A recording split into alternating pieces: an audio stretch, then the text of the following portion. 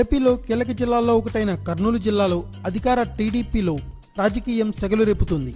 ఈ జిల్లాలో ఇప్పటికే ఆళ్లగడ్డ నియోజకవర్గం గట్టి పట్టు ఉన్న సీనియర్ నేత గంగుల ప్రభాకర్ రెడ్డి టీడీపీకి గుడ్ బై చెప్పడంతో ఇక్కడ టీడీపీకి పెద్ద మైనస్ అవగా ఇప్పుడు ఇదే జిల్లాలో మరికొందరు సైతం అదే బాటలో ఉన్నారని తెలుస్తోంది. నంద్యాల ఎమ్మెల్యే భూమా నాగిరెడ్డికి కేబినెట్లో మంత్రి పదవి దక్కనుందన్న ప్రచారంతో పాటు నంద్యాల ఆళ్లగడ్డలో కొంతకాలంగా కొనసాగుతున్న అంతర్గత కలహాలతో కర్నూలు జిల్లా టీడీపీ సీనియర్లు వైసీపీ వైపు చూస్తున్నారనే ప్రచారం మొదలైంది.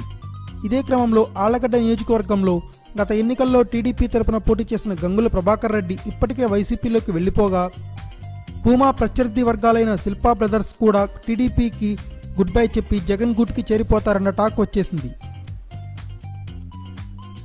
టీడీపీ అధినేత చంద్రబాబు ఇప్పటికే భూమా నాగిరెడ్డి శిల్పా బ్రదర్స్ మధ్య సయోధ్య కుదిర్చేందుకు ప్రయత్నాలు చేస్తున్నా అవి ఫలించడం లేదు.